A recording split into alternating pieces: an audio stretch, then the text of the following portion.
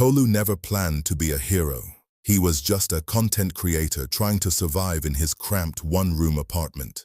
A soft ring light, a cheap phone, a faulty microphone. But he had one dangerous weapon. He wasn't afraid of the truth. One Tuesday morning, his email exploded with messages. "Bro, please check this investment platform. We've lost too much money." Tolu investigated. What he found made no sense. Withdrawal histories erased, CEOs vanishing, dashboards glitching. All the testimonials were the same faces, badly photoshopped under different names. He dropped an exposé. The internet went wild, but he didn't know that video dragged him into a darkness he never imagined. A darkness that had been waiting for someone bold or foolish enough to step inside. At 2:18 a.m., the room was cold like a morgue. Tolu's eyes were half closed when he heard it. Tap, tap, tap. Slow, deliberate, like fingernails scraping glass. "Jesus!" He jumped, switching off the light. Silence. Then his phone vibrated. Unknown number. "You will die for what you don't understand." His heart slammed against his chest. Then something even stranger happened. The message showed seen, on its own, as if the sender was already inside the room.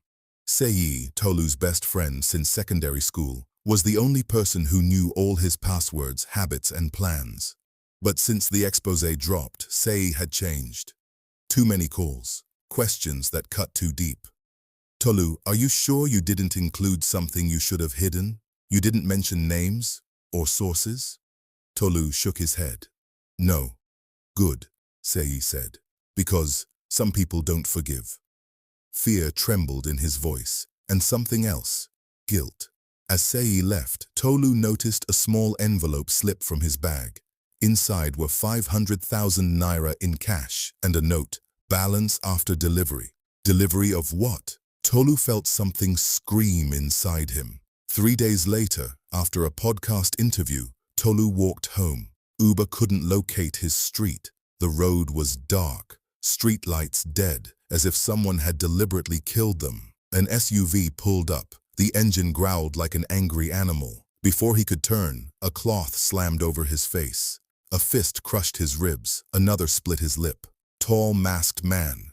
"Next time it's a coffin, short man. Delete the video." Tolu gagged, blood filling his mouth. Then he heard something worse. A third voice hidden inside the SUV. "Make sure you don't kill him, yet."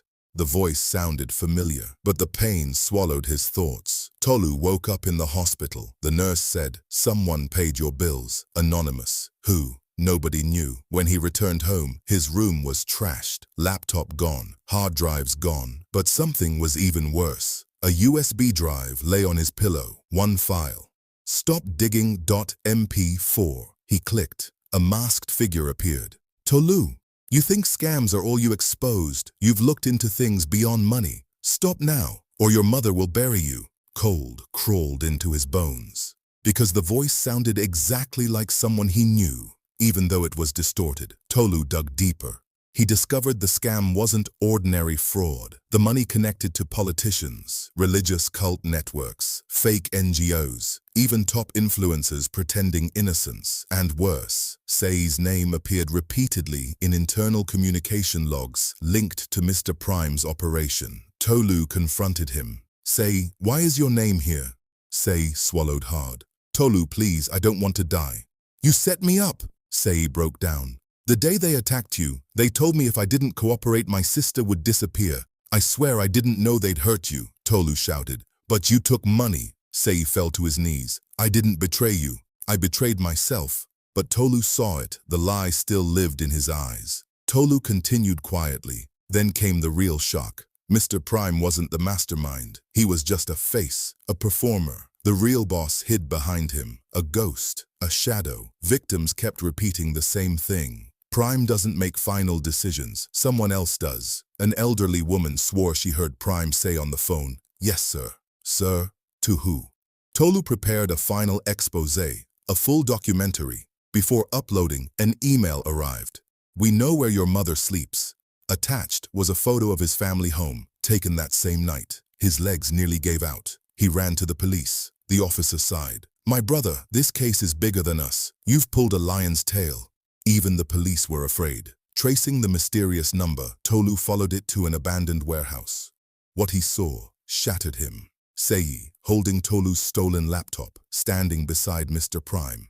Seyi's voice shook. I swear, after tonight there'll be no more trouble. I'll finish him. Mr. Prime replied calmly. You know what to do. Evidence must never leak. Tolu watched from the shadows, tears falling. The attacks, the threats, the fear. Seyi wasn't a pawn, he was the third voice. Tolu didn't run, he planned. If no one would save him, he'd use his strongest weapon, the internet. He set up a live stream using hidden cameras. When Seyi and Mr. Prime's team came for him that night, ready to silence him, they had no idea that over 200,000 people were already watching. The whole world saw everything. The threats, the confessions, the real faces behind the scam. People screamed. The police were forced to act. Prime was arrested, but the real mastermind was still missing. 2 weeks later, Tolu was packing his documents when he noticed a small envelope under his door. Inside was a single note. You removed the pawn, but the king is still watching you. We will meet soon. The handwriting. Tolu recognized it instantly. It was his father's handwriting. A father who abandoned them 18 years ago. A father rumored to be dead. A cold chill ran through his body.